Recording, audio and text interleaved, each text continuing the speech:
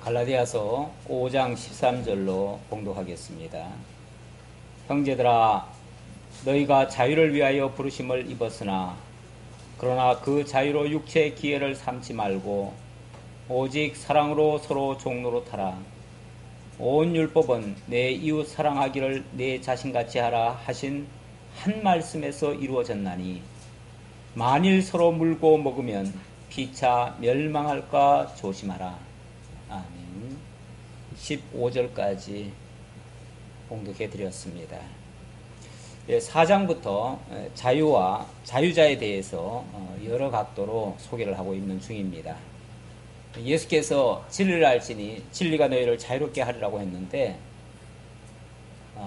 일반적으로 유대인들 생각 속에는 우리가 언제 종으로 살았었느냐, 우리가 아브라함 이후로 남의 종이 된 적이 없었다, 우리는 자유자들이다, 이렇게 생각을 했습니다. 그런데 예수님의 말씀 속에서는 너희가 하나님을 떠나고 있으면, 절대 자유자이신 하나님 곁을 떠났다면 너희는 이미 사단의 종로로 타고 있는 거다. 너희가 율법을 아무리 지키려고 노력을 하고 뭘 하지만은 그걸로는 너희가 자유에 이르지 못한다. 오히려 너희가 율법의 종이 될 수밖에 없다. 그래서 너희는 진정한 의미에서 종들이지 자유자가 아니다. 너희가 자유를 다시 회복하려면 하나님께로 돌아가야 된다. 진리 안으로 들어와야 된다. 그 말은 길과 진리와 생명 되시는 예수께로 나와야 된다, 그 얘기입니다. 우리 예수님이 죄와 사망 가운데서 종로로 타던 자들을 구속해내시고 하나님의 아들이 되게 하시고 자유자가 되게 하시고 이제 복음 안에서 진리의 종, 사랑의 종, 그러니까 과거의 죄의 종, 율법의 종이 아니라 이제는 사랑으로 하나님의 은혜 속에서 하나님께서 인도하시는 그 진리 가운데로 행하는 그런 자가 진정한 의미에서의 자유자다라는 뜻으로 말씀을 드렸습니다. 오늘 13절부터는 복음 생활의 원리에 대해서 좀 설명을 하려고 하는데요. 이제 그렇다면은 이제 우리가 복음 안으로 들어와서 그리스도의 인도함을 따라서 살게 된다고 말씀을 드렸는데, 복음 안에 들어와 가지고 예수를 믿고 산다는 것이 뭔지를 잘 모르는 경우가 많습니다. 그러다 보니까 우리가 그러면 이제 예수 믿고 나서 이제 어떻게 살아야 되느냐, 어떻게 살아야 될까, 어떻게 사는 것이 하나님에게 합당한, 하나님 뜻에 합당한 삶이 될까를 생각하다가 기껏 생각해낸 것이 그러면은 우리가 열심히 율법을 지켜야지, 이래가지고 다시 율법으로 돌아가는 경우가 많았습니다.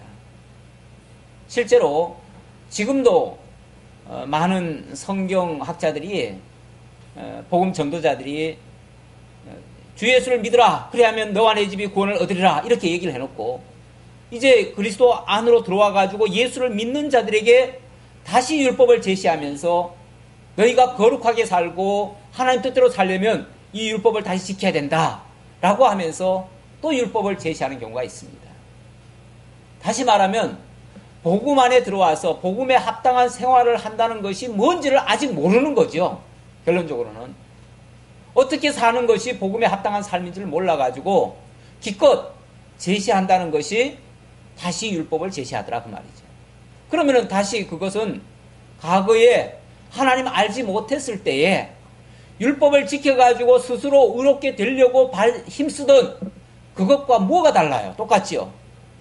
결국은 예수 믿기 전 상태로 돌아간 모습과 같아요. 물론 뭐 예수 믿기 전 상태 이방인들이야 율법 자체도 없었고 아무것도 몰랐으니까 이방인들한테는 그 말이 혹시라도 조금은 적용이 될지 모르지만, 유대인들 입장에서 봤을 때는 유대인들은요 예수 믿기 전에도 다 율법 지키던 사람이에요. 오히려 율법에 관해서만큼은 그들은 아주 철두철미한 사람들이었어요. 그런 사람들에게 예수 믿고 난 다음에 다시 율법 지키라고 하면 그거는 과거로 되돌아가라는 말과 똑같은 얘기예요.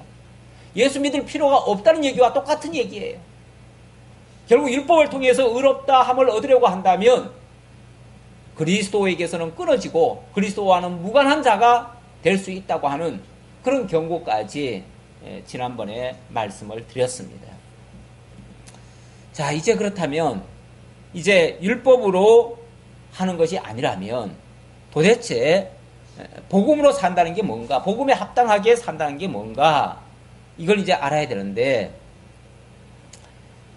어쩌면 우리는 예수 믿고 난 다음에 나라고 하는 옛사람, 이것은 오히려 죽이고 좀 표현상 좀 가격한데 좀 죽이고 이제 새 사람으로 살아야 되는, 그러니까 완전히 우리의 신분이 변화되어지고 우리의 아주 본질이 바뀌어지는 그런 삶을 새롭게 살아가야 되는데, 이거는 율법을 다시 지켜가지고는 불가능하고 오히려 율법을 지켜서 의롭게 하려는 그 생각 자체를 다 버리고 육체의 소욕을 다 제거하고 그리고 이제 성령의 소욕을 쫓아야 되는 겁니다.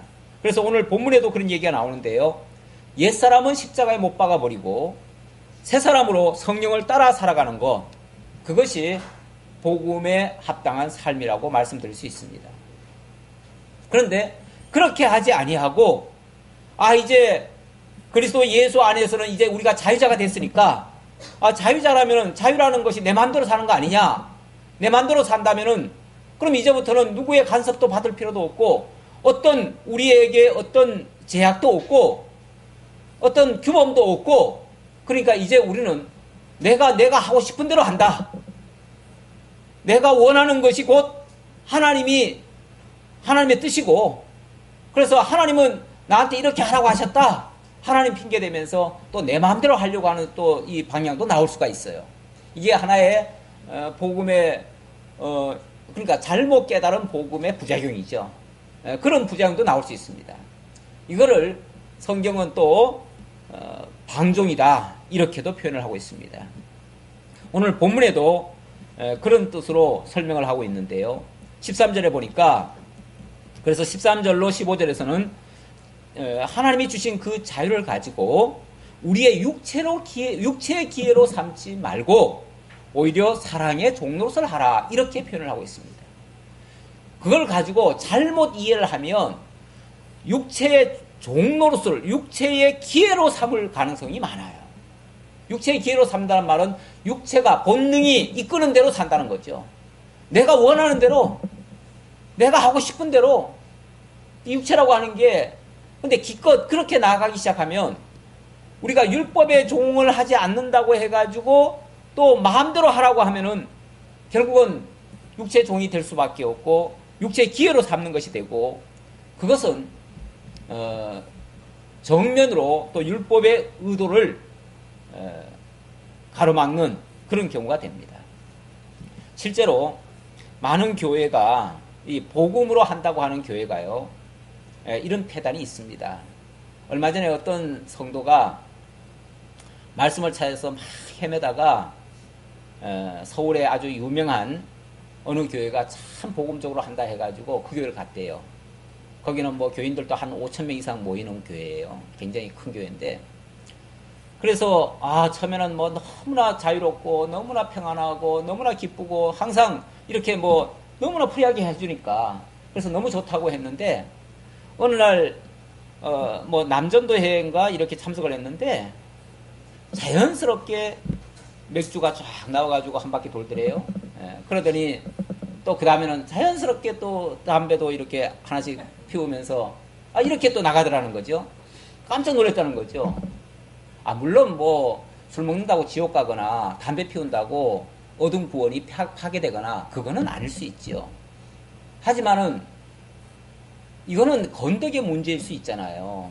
이건 뭐 진리 문제는 아니라 할지라도 뭐 더 거슬러 올라가 보면 그것도 문제일 수 있겠지만, 어쨌든 어린 성도들한테는 엄청난 충격이 될 수 있는 거죠.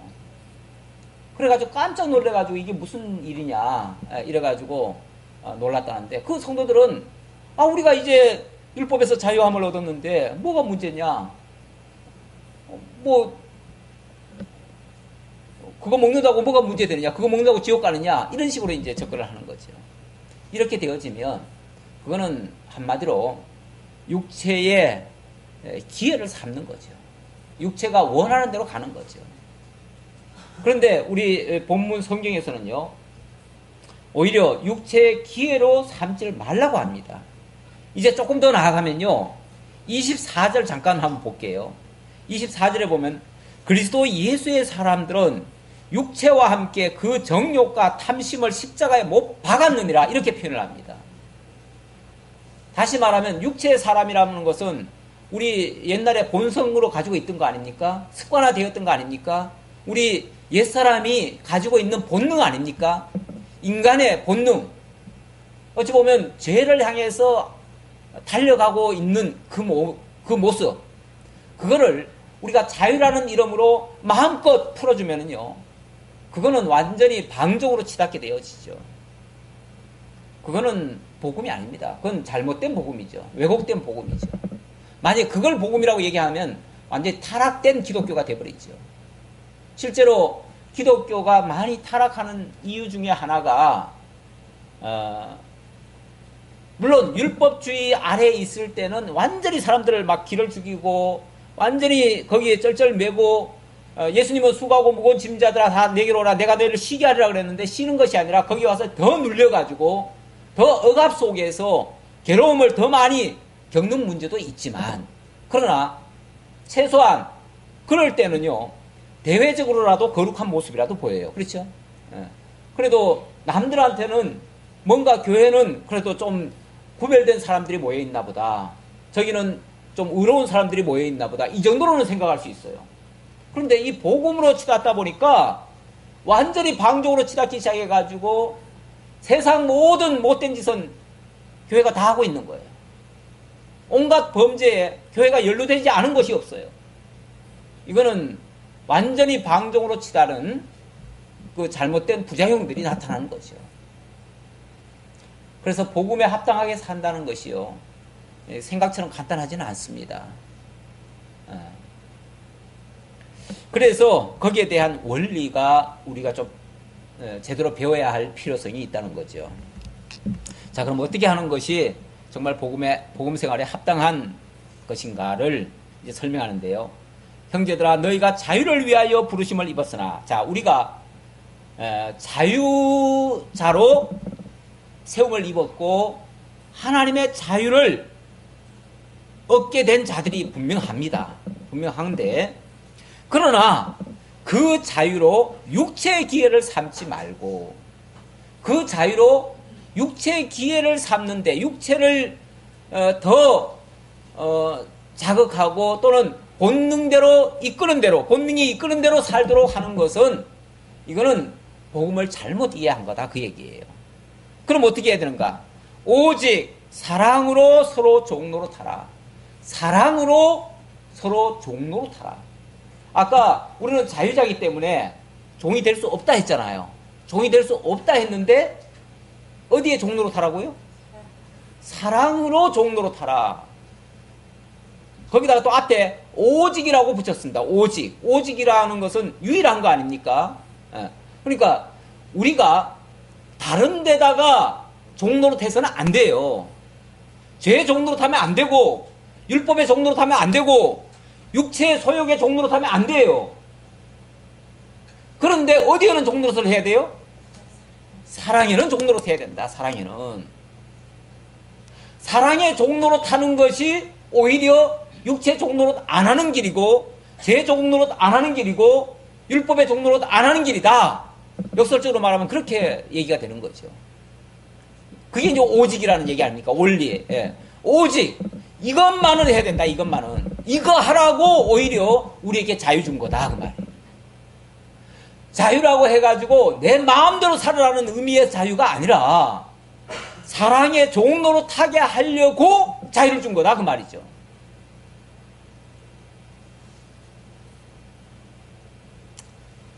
그러니까 이 기독교의 자유를 이 세상 개념에서의 자유로 착각을 하면 크게 부작용이 납니다. 절대 그렇게 착각해서는 안 되고 오히려 그 자유를 마음껏 누리고 그 자유를 행동화한다는 것은 사랑의 종로로 타는 행위가 나오는 것이다. 그것이 하나하나 이제 나타나기 시작하는데 뭘로 나타나냐면 이제 그 뒤에 보면은 이제 쭉 그 성령의 9가지 열매가 나와요. 성령의 9가지 열매가 바로 사랑의 종로로 타는 데서 나오는 그러한 모습들입니다. 조금 건너뛰어서 22절 잠깐 한번 보지요. 오직 성령의 열매는 사랑과 희락과 화평과 오래 참음과 자비와 양성과 충성과 온유와 절제니. 이게 지금 성령의 소위 9가지 열매다 이렇게도 표현하는데, 그 열매가 어디서 나오느냐 하면 사랑의 종로로 타는 데서부터 나오는 그 결과물이라는 거예요. 그 결과물이 이렇게 나오게 된다. 여기에 우리를 사용하시려고, 이런 일을 감당하게 하시려고, 우리에게서 이런 모습이 나타나게 하시려고, 그래서 우리를 자유를 주신 거다 그 말이에요. 지난주까지 우리를 자유자로 만들어줬다고 하니까 참 좋다 그랬는데, 오늘 얘기를 들으니까 이거는 완전히 우리 힘들게 하려고 주셨나 그런 생각도 들 수 있을지 모르겠어요. 근데 이거는 힘들어서 하는 일이 아니죠. 이거는 억지로 하는 일이 아니죠. 그리고 여기에 이제 원리가 쭉 나오는데, 지금 원리를 얘기하잖아요. 원리를 얘기하는데, 물론 그 일을 내가 하려고 하면 굉장히 힘든 일이죠. 힘든 일 정도가 아니라 사실은 불가능이죠. 우리가 어떻게 그 일을 감당할 수 있겠어요? 내게서 어떻게 그런 모습이 나타날 수 있겠어요? 그런데 뒤에 보면은 그 원리를 그렇게 얘기를 하죠.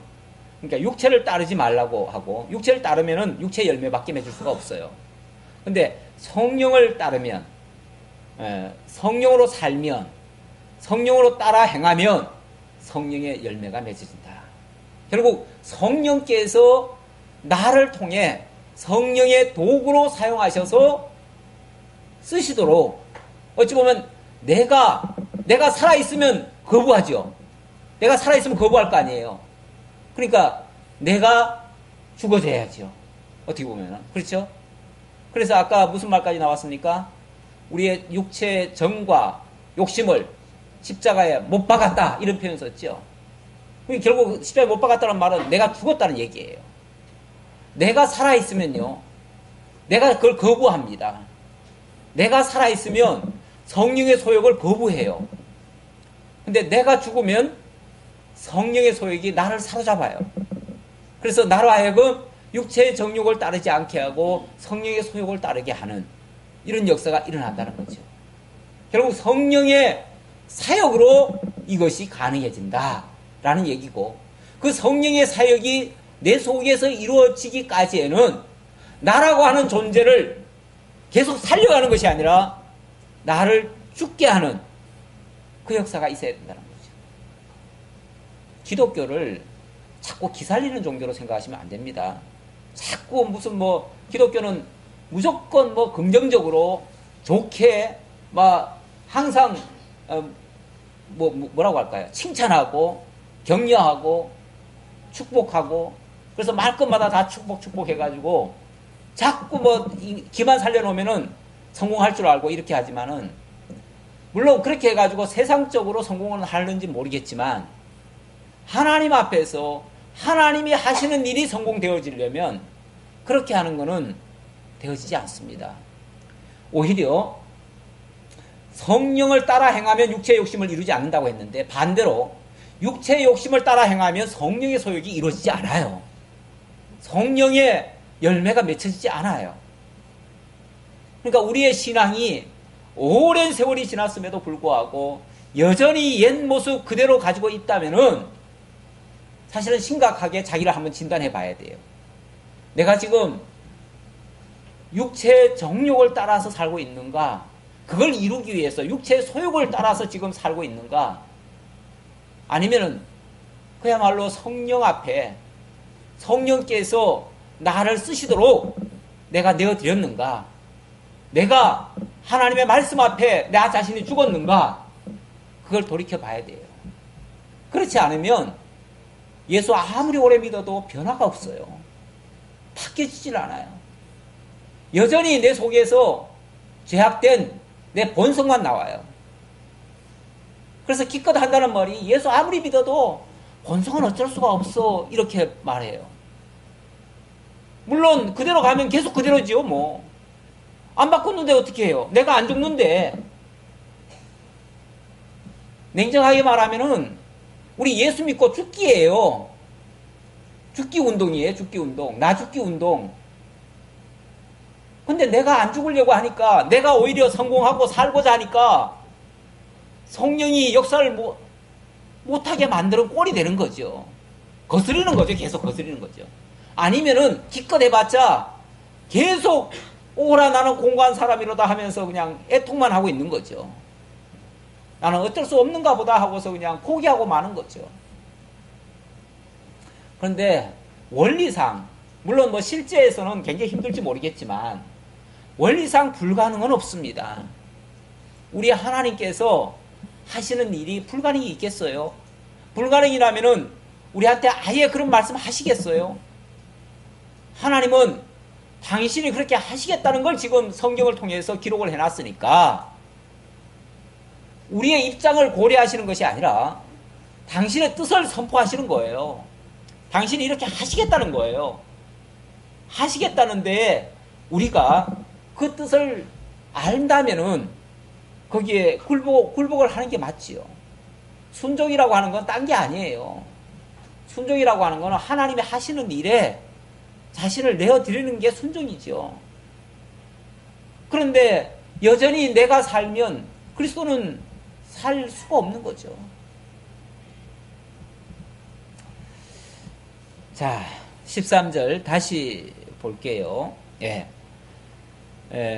너희가 자유를 위하여 부르심을 입었으나 그러나 그 자유로 육체의 길을 삼지 말고 오직 사랑으로 서로 종로로 타라.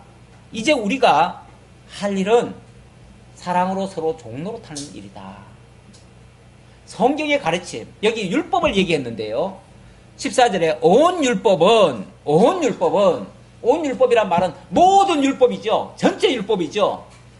전체 율법이 우리가 그걸 문자 그대로 또는 그 사례별로 하나하나 지키려고 하면요, 우린 지킬 사람도 없거니와 그거는 우리를 정죄하는 도구가 되고 말아요. 그런데 그 율법이 하나하나 우리에게 어떤 행위를 지침으로 지금 가르치는 게 아니라 그 율법이 우리에게 본래 가르치고자 하는 핵심 내용이 있어요. 핵심 내용. 이거를 대강령이라고 그래요. 대강령. 온 율법의 대강령은 한마디로 말하면은 사랑하라는 거예요. 하나님을 사랑하고, 위로는 원래 십계명이라고 하는 게요, 절반은 잘라가지고 4계명까지는 하나님 사랑이야 하라는 거예요. 하나님 사랑하라는 거고, 5계명부터 10계명까지는 내 이웃을 내 몸과 같이 사랑하라는 거예요. 그러니까 이 전체 율법은 다 통틀어서 결국 사랑하라는 얘기예요. 그러니까 사랑하라는 얘기니까 우리가 뭘 해야 돼? 맞아요. 사랑해야지요. 그 사랑하라는 그 말씀 앞에 순종해야지요. 그게 사랑의 종로로 타는 거죠. 그렇잖아요. 그러니까 하나님이 우리에게 온 율법을 통해서 강조하고 우리에게 촉구하는 바는 사랑하라는 거예요. 한마디로 사랑하라. 그 사랑하라는 그 말씀 앞에 종로로 타라. 사실 우리 예수님이 이 땅에 오셔서 한 일도 뭡니까? 죽기까지 사랑하신 거죠. 당신이 죽기까지. 그래서 예수님 말씀이 그 제자들 중에서 막 서로 큰 자가 되겠다고, 서로 먼저 높은 자리에 올라가겠다고, 그 12명도 싸워요. 우리는 사실은 2명만 있어도 싸워요. 서로 자기가 먼저 올라가려고. 그러는데 그럴 때 예수님이 한마디 하지요. 야, 너희들 자꾸 막 큰 자 되려고 싸우는데 누가 큰 자냐? 앉아있는 자가 큰 자냐? 서 있는 자가 큰 자냐? 당연히 앉아있는 자가 크지요. 그러면은 너희는 앉아있을래? 서 있을래? 그 얘기죠. 그 얘기 하시면서 세상 집권자들은 다 앉아서 부리고 높은 자가 아랫사람들을 막 시켜먹고 이렇게 하는데 우리 하나님의 나라는 그렇지 않다. 여기는 누구든지 크고자 하는 자는 너희를 섬기는 자가 되어야 되고 으뜸이 되고자 하는 자는 너희의 종이 되어야 한다. 이게 하나님의 나라의 법칙이에요. 이 하나님의 나라의 법칙은 세상 나라의 법칙과 달라요. 어떤 면에서 정반대예요. 그러니까 세상 나라에서는 앉아있는 자가 큰 자지만 하나님 나라에서는 서서 뭐 하는 자? 섬기는 자가 오히려 큰 자다 그 말이에요. 그래서 큰 자가 어린 자를 섬기는 것이 하나님 나라의 법칙이에요. 그래서 교회는요, 이 어린 자들이 목사님이나 장로님을 막 떠받들고 이렇게 섬기는 차원이 아니고 오히려 섬기는 자를 목사나 장로로 세우는 거예요. 집사로 세우는 거예요. 그래가지고 앞장서서 온 성도들을 섬기게 만들어요. 우리 주보에도 섬기는 이들 이렇게 해놨죠. 섬기는 자들이에요. 교회를 섬기고 성도를 섬기고 물론 위로는 하나님을 섬기고 다 섬기는 자의 어떻게 보면 모보는 자로서 직임자들을 세운 거지 직임자들이 섬김 받으라는 위치가 아니에요. 그러면서 예수님이 그렇게 표현을 합니다. 인자가 온 것은 내가 온 것은 섬김을 받으려 함이 아니라 도리어 섬기려 하고 자기 목숨을 많은 사람의 대속물로 주려 함이니라. 내가 온 목적 자체가 섬기러 왔다. 사랑의 종로로 타러 왔다. 그 얘기예요. 예수님부터가 사랑의 종로로 타러 오셨는데 당연히 우리가 예수 믿는 자라면은 그 사랑의 종로로서 참여하는 자들이지 우리가 섬김 받으려 하고 대접 받으려 하고 우리가 무슨 성공하려고 하고 높은 자리에 올라가려고 하고 이거는 세상적인 기준이지 하나님 나라의 기준은 아니다 그 말이죠. 네. 자 이렇게 말씀을 하셨습니다. 그러면서 온 율법은 내 이웃 사랑하기를 내 자신같이 하라 하신 한 말씀에서 이루어졌나니 한 말씀에서 이루어졌다. 온 율법이 이루어졌어요. 어떻게? 사랑하라는 말씀으로 완결이 됐다는 거예요. 그리고 그 사랑하라는 것을 예수님이 당신의 몸을 희생하면서까지 사랑하심으로써 그 율법을 다 완성하신 거예요. 그러니까 율법의 모든 저주를 당신이 다 짊어지시고 그 사랑을 완성하심으로 결국 율법을 완성하신 거예요. 그러니까 율법은 결국 사랑 앞에는 더 이상 주장할 수 없는 거예요. 사랑만 했다면은 결국은 율법을 다 지킨 거나 마찬가지예요. 그래서 다시 말씀드리지만 율법의 종로로 탈 게 아니라 우리가 사랑의 종로로 해야 된다 그 말이죠. 사랑의 종로로 타면 반대로 모든 율법을 다 지킨 결과가 된다. 이렇게 되는 거지. 그런데 우리가 그러면 예수 믿는 사람들이 그러면 하나님 말씀 율법을 지켜야지 그러면 안 지키냐고. 그럼 율법을 거스려야 되냐고. 이러면서 다시 율법을 지키려고 애를 쓴다면은 사랑에는 도달을 못하고 뭐 하는 거죠? 율법의 그 표면적 역사가 뭐예요? 정죄하는 거잖아요. 정죄하고 죽이잖아요. 그러니까 율법적으로 나가는 사람들은요. 자기처럼 살지 못하는 사람들을 어떻게 해요? 막 정죄를 하기 시작하죠. 너는 안식일도 안 지키느냐? 너는 주일날인데 뭐 하느냐? 이러면서 막 호통을 치죠. 그러면서 정죄를 하기 시작하고 정죄하면 결국은 죽이는 거죠. 죽이면은 그게 사랑하는 겁니까? 그건 미워하는 거죠. 정 받으러 나가는 거죠. 그러니까 율법을 지킨다고 하면 결국은 사랑의 종로로 타는 게 아니라 율법을 하나님의 말씀을 거스르는 결과가 되고 그거는 하나님의 뜻을 반역하는 하나님 대적하는 행위가 되는 거죠. 결과적으로. 그런 자들에게는 그건 자유가 아니죠. 그거는 완전히 억압이 되는 거죠. 억압이 되는 거고 고통이 되는 거고 많은 사람들에게 상처를 남기는 결과가 되어지는 거죠. 자, 그래서 이 자유와 또 이 사랑의 종로로 타는 거 이게 아주 굉장히 밀접한 진짜 자유자는 사랑의 종로로 타는 자다. 그 사랑의 종로로 타면은요. 그러면 맨날 우리는 종 그러면은 옛날에 그 정말 하인들 있잖아요. 그래가지고 어떠한 자기 스스로 할 수 있는 것도 없고 완전히 억압적으로, 그리고 모든 것을 다 빼앗기고 모든 권리도 하나도 박탈당하고 이래가지고 너무 안 좋은 것만 생각하잖아요. 그래서 좋은 거라면은 무조건 이게 거부감이 있어요. 근데 사랑의 종로로 또 어떻게 보면은 굉장히 거부감이 올 수도 있어요. 듣기에 따라서. 우리가 설명이 없으면은. 그런데 이 사랑의 종이라고 하는 것은 하나님이 원하시는 바를 지금 따르는 거 아니에요. 다시 말하면 하나님이 기뻐하시는 것을 내가 지금 기뻐해서 하는 거예요. 하나님 좋아하는 것을 내가 좋아하는 거고, 하나님이 선하신 것을 나도 선하게 여기는 거고, 그야말로 하나님과 일체가 되는 모습이에요. 하나님과 동일한 상태가 되는 거예요. 내가 하나님 된다는 얘기가 아니라 하나님이 원하는 쪽으로 내가 그렇게 되어진다는 거예요. 그러면은 하나님이 느끼시는 바가, 하나님이 무슨 억압적으로 느끼십니까? 하나님이 자유로우신 분 아닙니까? 그 자유로움이 우리에게도 있다 그 말이에요. 그래서 그 사랑의 종로로 타는 것이 실제적으로는 우리에게는 엄청난 자유고 기쁨이고 행복이고 만족이고 우리의 모든 것을 다 누리는 상태가 되어진다. 그러니까 자유라고 해가지고 못 누리는 상태가 아니라 억압적인 우리 종래에 생각했던 그런 종의 개념이 아니라 이거야말로 진짜 자유를 누리는 삶이다 그 말이에요. 정말 좋아서 하는 거잖아요. 스포츠도 좋아서 하면은 그 막 힘드는데도 얼마나 좋습니까? 그렇죠? 그러니까 우리가 진짜 좋아서 하는 거는요, 무슨 일을 하더라도 좋아요. 예. 뭐 남에게 주는 것도 좋고요. 부모들은요, 애들이 먹는 게 그렇게 좋잖아요. 힘들게 돈 벌어와가지고 애들 먹이는데 그 애들이 먹어만 주면은 즐겁잖아요. 예. 먹는 것만 봐도 막 흐뭇하잖아요. 그런 것처럼, 그러니까 이 섬기는 일이요, 이거 사실은 체험을 안 해본 사람들은 힘들다 생각하는데 체험해본 사람은요 너무 즐거운 거예요 사실은. 그래가지고 어떤 사람들은요 막 남한테 뭐 해주는 거를 그렇게 즐기고 거기서 희열을 느끼고 기쁨을 간직하고 이런 경우도 있어요. 그러니까 사랑의 종노릇이 나쁜 거 아니다, 좋은 거다, 그걸 얘기를 하는 거고요.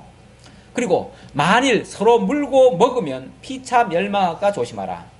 만일 서로 물고 먹는다는 말은요, 사랑의 종노릇에서는 나올 수 없는 현상입니다. 어디서 나오는 현상이죠? 이건 율법에서 나오는 현상이에요. 율법의 종노릇 할 때 나오는 현상이 서로 물고 뜯고 하는 거예요. 이렇게 되어지면 피차 멸망할까 조심하라.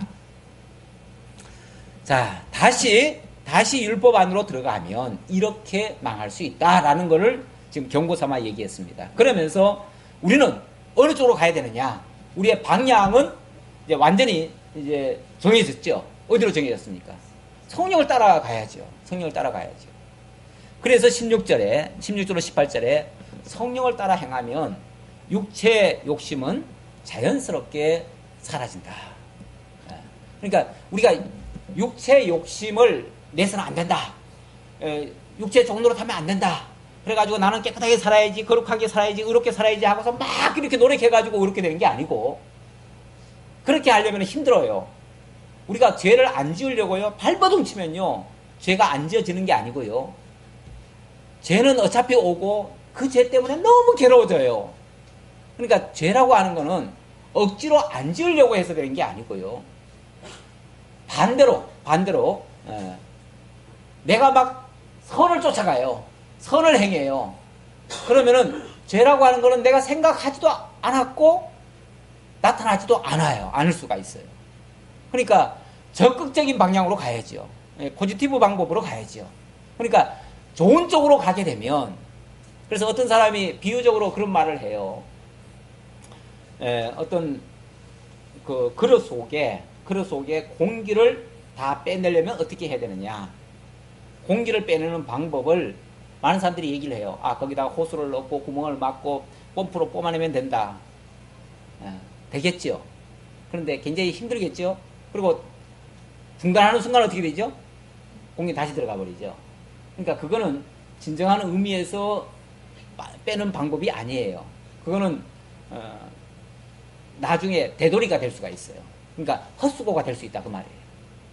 그런데 거기다가 어떤 좋은 걸 집어넣어요. 다시 말하면 물을 채워요. 그러면 그 속에 있던 거는 빠져나가요 그냥. 그러니까 더 좋은 걸 채워 넣으면 나쁜 것들은 빠져나가게 돼 있어요. 동시에 다 담을 수는 없잖아요. 그래서 적극적으로 하는 방법이 가장 좋은 방법이다. 죄를 안 지으려고 애를 쓸 게 아니라 내가 선을 향해서 나아가면 죄는 저절로 얼씬도 못한다. 동시에는 안 된다. 그런 의미가 우리가 성령의 소욕을 쫓으면 육체의 소욕은 자연스럽게 이루어지지 않을 수 있다라는 원리입니다. 그래서 16절 보겠습니다. 내가 이르노니, 내가 이렇게 말해주겠다 그 말이죠. 이르노니 너희는 성령을 따라 행하라. 그리하면 육체의 욕심을 이루지 아니하리라. 그러니까 육체의 욕심을 안 하겠다고, 다시 말하면 죄를 안 짓겠다고 막 애쓰지 말고 성령 따라가. 그러면 육체의 욕심은 안 이루어질 거야 그 말이에요. 육체의 성령은 왜 그러냐면은 육체의 소욕은 성령을 거스리고 성령은 육체를 거스리라니 이 둘이 서로 대적함으로 너희가 원하는 것을 하지 못하게 하려 함이니라. 예. 육체의 소욕은 성령을 거스리고요, 성령의 소욕은 육체를 거스려요. 그래서 이 둘이 서로 대적을 하고 있어요. 그래서 우리가 원하는 것을 하지 못하게 할 수 있다. 예. 우리 육체 본능은 뭘 요구하죠? 육체 소욕을 당연히 쫓아가지요. 육체 소욕을 원하지요. 육체 소욕을 원하는데, 육체 소욕이 나한테 있어. 이거 막 없애야 되는데, 내가 죽여야 되는데, 없애야 되는데, 이러면서 막 발버둥 치면은, 그래서 한다는 게 기껏 뭡니까? 옛날 방식은, 그래서 옛날에 보면은, 고행이라는 걸 많이 했습니다. 특히 성자, 제가 처음에 신학을 했던 그 교단은요, 우대 목사님이 누구냐면은 김현봉 목사님이라고, 한국에서는 맨발의 성자라고 그랬어요. 그분이 정말 성자였습니다. 사람들이 일컫기를 성자라고 그랬어요. 그분은 항상 하얀 옷 입고, 근데 그 여자분들은 지금도 그래요. 거기에 소속돼 있는 성도들도 가면은 지금도 흰 치마에 검정 치마에 흰 저고리 이렇게 입고 고무신 신고 지금도 그럴 거야 아마. 그런데 그 목사님이 그렇게 해요. 그러면서 정말 금욕적인 생활, 또 자고한 세상을 완전히 초월한 그런 생활을 해요. 근데 그러다 보니까 이제 몇몇 그 안에 있는 성도들한테는 그게 먹혀 들어가는데 대외적으로는 그게 안 먹혀 들어가요. 전혀 이질감을 느끼고 다른 사람은 따라올 수도 없고, 그러니까 우리만 성자다 이렇게 이제 거기는 그렇게 돼요. 그리고 그분들이 하는 거는 우리는 사실은 흉내를 못 내요. 그런데 저는 이제 처음에는 그게 굉장히 좋아 보였어요. 왜냐하면 굉장히 거룩해 보이잖아요. 오죽하면 성자라는 표현까지 썼을까요? 근데 그분들의 그 생활 습관은 항상, 그래서 산속에 들어가서 기도하기를 좋아하고, 그래서 늘 그러다 보니까 세속적인 어떤 죄는 잘 연루가 안 되죠. 죄는 잘 안 짓죠. 그러나 그 본성까지 다 제거할 수 있을까요? 그렇지는 않아요 또. 그러니까 늘 고통스럽게 괴롭게 자기를 막 학대하면서, 그래서 그게 막 고행이죠, 고행. 그래서 그분들은 새벽 3시면은 산에 올라가서 기도합니다. 그 목사님도 그래요. 항상 새벽 3시에 산에 올라가서 기도하고, 1년 내내 하루도 안 쉬어요. 그런 식으로. 그게 마치 거룩하고 깨끗하고 성자이고 이렇게 하는 것 같은데, 사실 그래가지고는 성령을 쫓아가는 게 아닙니다. 그거는. 성령께서 그렇게 또 유도하지도 않아요. 그렇게 산속에 들어가가지고, 그래서 그 후배들 중에서는 지금도 산속에 가서 기도원을 하시거나 또는 무슨 영성원 이런 걸 하는 데가 많습니다. 그런데 그런 것은 산속에서요 막 10년 20년 예를 들어서 돌을 닦았다. 도 닦으신 분이 이제는 이제 하산해도 된다 해가지고 내려오잖아요. 그 다음날 다 타락합니다. 그러니까 완전히 도루묵이 돼버려요. 그러니까 그거는 실제는 그게 성화된 게 아니에요. 그냥 구별된 장소에서 별다른 삶을 살다 보니까 뭔가 된 것 같은데 실제로 내려와 보면 아니에요. 현실 부딪히면 아니에요. 사람 부딪히면 여전히 성질나고 다 하는 거예요. 그거는 실제 근본이 고쳐진 건 아니에요. 그래서 그 수도원 생활 이런 것들이 바람직한 게 아닙니다. 사실은 다 실패작이에요. 그런데 어떻게 해야 되는가 그러면은 오히려 그런 건 내버려둬요. 차라리 성령의 소욕은 아예 신경도 쓰지 말아요. 사실 어떤 면에서. 그리고 적극적으로 성령의 소욕이 뭔가, 성령이 뭘 원하시는가. 다시 말하면 땅의 건 아예 생각을 하지 말아요. 그리고 위의 걸 생각해요. 그리고 하나님이 원하시는 바가 뭔가, 하나님 뜻이 뭔가, 하나님 뜻이 어디 있는가, 이걸 찾아요. 그러다 보면 그쪽으로 내가 한 발짝 한 발짝 가다 보면 어느 순간 땅의 것은 조금씩 줄어들게 되어지고 성령의 육체의 소욕은 나도 모르게 하나씩 떨어져 나가요. 이게 이제 한 번, 두 번 그러다가요. 나중에 가면요. 이건 완전히 이제 체질화 되어져 가지고 내 몸이 싫어지고요. 내 몸이 그것들을 다 거스르게 돼요. 그래서 나도 모르게 세상 사람들이 좋아하는 것들을 다 하나씩 하나씩 내려놓게 되고 정말 하나님이 원하시는 거를 내가 하게 돼 있어요. 어느 순간부터. 그게 변화된 모습 아닙니까? 그게 성화된 모습 아닙니까? 그렇게 하나님이 우리를 그렇게 해가신다는 거예요. 그러면서 너희가 원하는 것을 하지 못하게 한다. 다시 말하면 우리의 육체의 소욕이 원하던 그것들을 성령의 소욕이 하지 못하게 우리로 하여금 바꿔가신다. 그 말이죠. 바꿔가신다. 그렇게 해서 18절 너희가 만일 성령의 인도하시는 바가 되면, 그렇게 해서 온전히 내가 성령의 인도하시는 바가 되어진다면 너희는 더 이상 율법 아래에 있지 아니하리라. 율법의 정죄도 안 받게 되어지고 육체의 소욕의 종로로 탓도 안 하게 되어지고 이렇게 되어질 것이다. 그 말이죠. 예수님께서 그런 말씀 하셨지요. 수고하고 무거운 짐진 자들아 다 내게로 오라. 나는 마음이 온유하고 겸손하니 나의 멍에를 메고 내게 배우라. 그리하면 너희의 마음이 쉼을 얻으리니 내 멍에는 쉽고 내 짐은 가벼움이니라. 내 멍에가 쉽고 내 짐이 가볍다. 자, 예수님이 하시는 일이 사랑의 종노릇인데 그 사랑의 종노릇을 하는 것이 굉장히 힘들 것 같은데 그거를 내 멍에는 굉장히 쉽다. 그리고 굉장히 가볍다. 좋아서 하는 일은요, 무거운 게 아닙니다. 이건 막 신나는 일이에요. 예. 그래서, 성령의, 사실은 예수 믿기가 힘들다고 말하는 거는 어떤 면에서 내가 지금 예수는 믿지만은 성령의 소욕은 쫓지 않는 거예요. 성령의 소욕이 뭔지도 모르고 있는 거예요. 그쪽으로 내 방향을 틀지 않은 거예요. 그러니까 내 방향이 이쪽에 있으면서 힘들다 그러는 거예요. 그거는 내 방향을 바꿔야 돼요.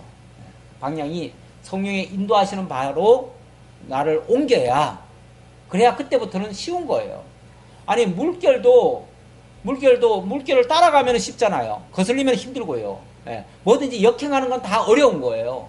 하나님의 뜻을 역행하면 하니까 어려운 거죠. 하나님의 뜻을 순행하는데 왜 어렵겠어요? 그러니까 이건 하나의 물론 원리입니다. 이게 실제 가면 또 힘들 수는 있긴 있어요. 그러나 그거는 우리의 몸이 아직 체질화가 되지 않았기 때문이에요. 오해하지 말 것은 어떤 분들은 그래요. 이거 예수 믿는다는 게 성경을 지식적으로 많이 알아야 되느냐? 하나를 알아도 똑바로 알고 그 하나를 잘 지키면 되는 거지. 그래서 많이 알려고 하는 거에 대한 거부감을 가진 분들이 있어요. 그래서 성경을 너무 알려고 하지 말고 너무 알면 그냥 까다롭기만 하고 골치만 아프고 그리고 오히려 많이 아는 사람들이 더 안 지키더라. 그래가지고 많이 알고 안 지키는 것보다 차라리 조금 알고 한 개라도 열심히 지키는 게 낫다. 이렇게 말하시는 분이 있는데 물론 우리 일반 상식적으로 생각하면 그 말이 또 일리도 있어요. 세상에서도 막 잡다한 지식 잔뜩 갖고 있으면 뭐예요? 그거 실천에 옮기지 못하면 다 쓸모없는 지식이죠. 그러니까 그것보다는 정말 하나를 알더라도 제대로 삶 속에 적용해가지고 그대로 사라진다면은 그것보다 더 성공적인 삶이 없겠죠. 그러나 이제 원리적으로 말했을 때 하나님을 알지 못하면서 어떻게 하나님의 뜻을 따라가요? 성경을 모르면서 어떻게 성령의 소욕을 따라가요? 성령의 소욕이 뭔지도 모르는데 어떻게 성령의 소욕이라고 생각하고 또 따라갈 수 있겠어요. 그러니까 자꾸 부작용부터 자꾸 먼저 생각할 게 아니고 지금 원리적이지만은 그래도 원칙을 따라가야 되는 거죠. 하나님을 아셔야 됩니다. 그래서 문득 생각난 게 이번 하나님 제대로 알자 싶어가지고 그래서 이번 여름 사경의 주제를 힘써 여호와를 알자로 해가지고 호세아서 말씀을 제가 올려놨는데요. 우리 호세아서의 그 말씀을 보면 미리 잠깐 힌트를 드리면